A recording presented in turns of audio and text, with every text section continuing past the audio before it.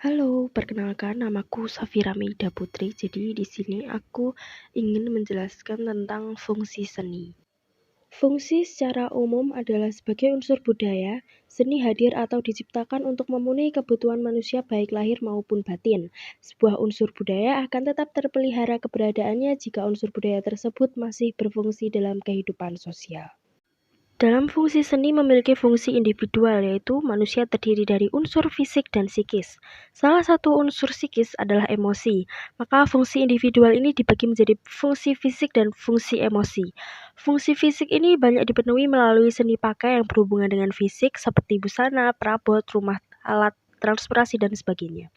Fungsi emosi ini dipenuhi melalui seni murni baik seniman maupun dari pengamat atau konsumennya, contohnya lukisan, patung, dan lain sebagainya. Yang kedua ada fungsi sosial, artinya dapat dinikmati dan bermanfaat bagi kepentingan orang banyak dalam waktu relatif bersamaan. Fungsi ini dikelompokkan dalam berbagai bidang. Yang pertama ada rekreasi, kedua komunikasi, yang ketiga edukasi, dan yang keempat ada religi. Untuk yang pertama ada rekreasi, seni dapat digunakan sebagai sarana untuk melepas kejenuhan atau mengurangi kesedihan, contohnya dengan menonton film, komedi, atau pergi ke tempat rekreasi dan lain sebagainya. Yang kedua ada komunikasi, seni dapat digunakan untuk mengkomunikan suatu seperti pesan, kritik, kebijakan, gagasan, dan produk kepada orang banyak. Contohnya adalah iklan, poster, spanduk, dan lain-lain. Yang ketiga ada edukasi atau pendidikan yang juga dimanfaatkan untuk sebagai sarana penunjangnya. Contohnya adalah gambar ilustrasi pada buku pelajaran, poster ilmiah, dan lain sebagainya. Yang keempat ada religi atau untuk keagamaan yang dijadikan sebagai pesan keagamaan. Contohnya adalah kaligrafi, arsitektur tempat ibadah, busana keagamaan, dan lain sebagainya. Fungsi seni di sekolah dasar. Pendidikan seni pada umumnya meliputi rupa, seni musik, seni tari, seni drama, atau seni teater. Sejak awal munculnya kurikulum para pendidikan, sejak lama seni telah diasumsikan memiliki peranan penting untuk menghasilkan warga masyarakat yang baik. Tambahan bagi mata pelajaran akademik, program khusus bagi anak-anak yang berbakat, atau kegiatan ekstrakurikuler. Fungsi seni di SD yaitu sebagai media ekspresi yang artinya kegiatan ekspresi telah dimulai anak sejak lahir. Mula-mula mengekspresikan keinginan nalurinya untuk diketahui ibunya dengan tangisan atau isyarat lainnya. Ada dua macam ekspresi yang terjadi dari anak yaitu ekspresi kreatif dan ekspresi yang tidak kreatif.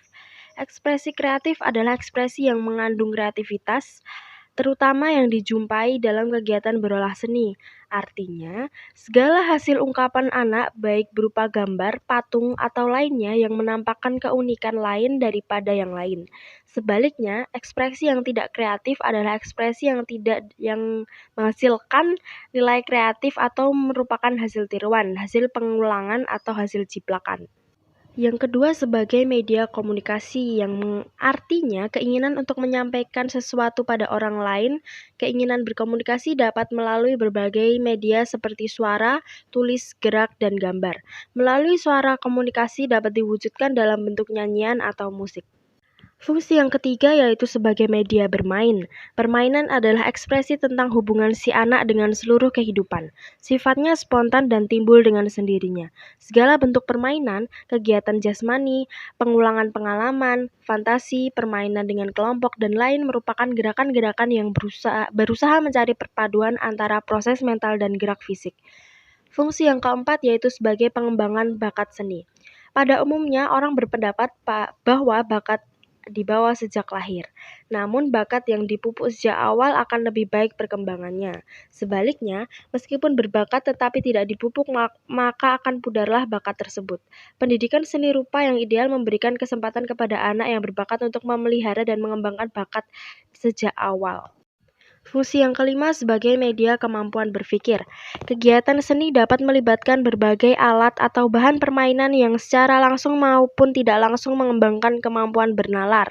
Berbagai permainan yang bersifat eksplorasi dan eksperimental memiliki nilai tersendiri. Penemuan tentang sifat, kemungkinan, teknik, serta prosedur pada saat anak melakukan kegiatan seni, memotivasi anak untuk berpikir dan mengambil kesimpulan.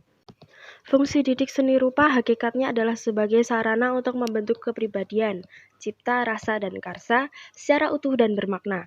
Melalui kegiatan praktek berolah seni rupa sesuai dengan potensi maupun kompetensi pribadinya dan kepekaan daya apresiasinya. Manfaat pendidikan seni rupa bagi anak SD. 1. Untuk memberikan kesempatan bagi anak untuk mengekspresikan dirinya sendiri.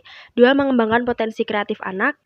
Yang ketiga, mempertajam kepekaan anak akan nilai keindahan. Yang keempat, memberikan kesempatan bagi anak untuk mengenal bahan, alat, serta teknik berkarya seni rupa. Yang kelima, hidup kesepian tanpa kekasih. Cukup sekian dan terima kasih.